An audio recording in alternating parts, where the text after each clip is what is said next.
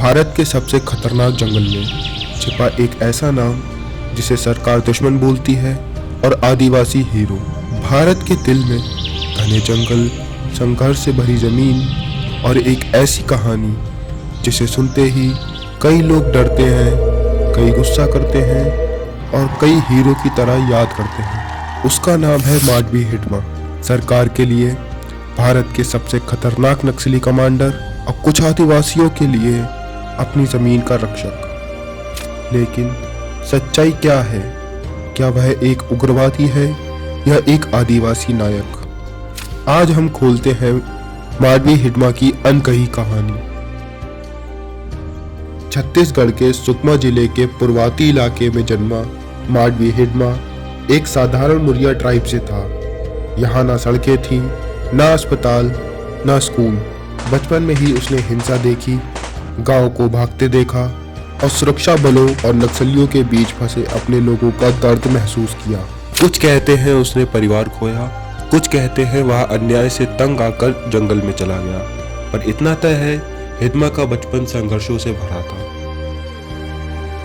1991 आते ही कम उम्र में वह सीपीआई माओइस्ट पार्टी की बाल संग्राम काडर से जुड़ गया। 2000 के शुरुआती वर्षों में 5.5 फीट का Hidma people's liberation guerrilla army PLGA में शामिल किया गया और बाद में उसको PLGA बटालियन नंबर 1 के कमांडर के रूप में नियुक्त किया गया, जो सीपीआई माओइस्ट की सबसे घातक स्ट्राइकिंग यूनिट मानी जाती है। इस बटालियन की पहचान है सटीक जंगल रणनीति, बाहरी घात लगाकर हमला, इलाके की गहरी जानकारी। ऐसा कहा जाता है कि इसी दौरान उसने फिलीपींस में जाकर वहां के एक मिलिटेंट ग्रुप से गोरिल्ला वॉरफेयर ट्रेनिंग ली।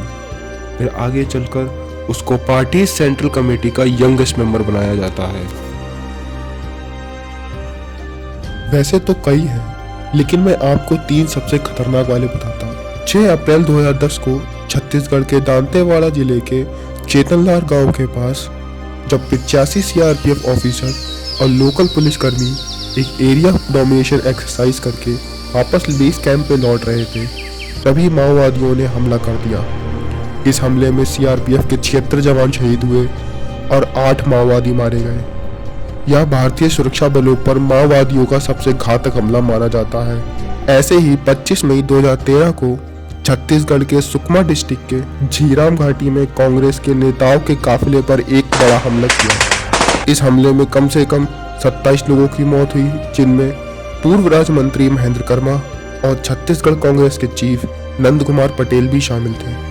कांग्रेस के वरिष्ठ नेता विद्याचरण शुक्ला भी गंभीर रूप से घायल हुए और 17 दिन बाद यानी 11 जून 2013 को उनके हॉस्पिटल में ही देहांत हो गया। इसी तरह का एक हमला 3 अप्रैल 2021 को सुकमा बीजापुर बॉर्डर, जो कि सुकमा डिस्ट्रिक्ट के जोनागुड़ा गांव के पास पड़ता है, इन्होंने 22 CRPF के जवानों को मार डाला। इन हमलों ने पूरे देश को झंझोड़ कर रख दिया। इसी वजह से वह भारत के सबसे वांटेड उग्रवादियों में शामिल था। जिन जंगलों को सरकार नक्सल क्षेत्र कहती है, उन जंगलों में कई आदिवासी उसे हीरो मानते हैं। उनके लिए हिडमा है जमीन का रक्षक, अधिकारों की आवाज, बाहरी शोषण के खिलाफ ढाल। क्यों? क्योंकि वर्षों से इन क्षेत्रों ने झेला है विकास की कमी, अस्पतालों से दूरी, शिक्षा की कमी, जमीनी विवाद, संघर्ष का डर और करप्शन की मार।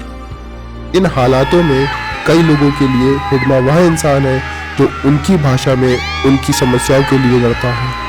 वह नायक है या भ्रम, यह नजरिए पर निर्भर करता है। माडवी हिडमा की कहानी सिर्फ काला या सफेद नहीं है, यह 2 दृष्टिकोणों की कहानी है। पहला, वह एक आंदोलन का हिस्सा है जिसने बहुत हिंसा फैलाई है, कई जानें ली और क्षेत्र को अस्थिर किया है। दूसरी, वह उसी समुदाय से आता है जिसको दशकों तक अनदेखा किया गया, जो विकास से दूर है और सरकार प्रशासन से डरता है। हिडमा की असली उम्र, चेहरा, ठिकाना किसी को ठीक से नहीं पता था। वह शायद ही फोन इस्तेमाल करता, एक जगह ज्यादा वक्त नहीं रुकता था। उसके चारों तरफ 4 किलोमीटर की रेडियस में 4 लेयर्स की सिक्योरिटी रहती थी और वो बीच में आराम से रहता था। माडवी हिडमा की कहानी सिर्फ एक आदमी की कहानी नहीं है, यह उस संघर्ष की कहानी है जो असमानता, गरीबी और अनसुनेपन से पैदा हुआ था। जब तक विकास हर गांव तक नहीं पहुंचेगा, तब तक संवाद की जगह गोलियां चलती रहेंगी, तब तक नए हिडमा पैदा होते रहेंगे। तो क्या मारवी हिडमा एक नक्सली है या एक आदिवासी हीरो? आप ही डिसाइड करिए और कमेंट्स में बताइए। अगर आपको यह कहानी अच्छी लगी हो तो फैक्टम को सब्सक्राइब करें।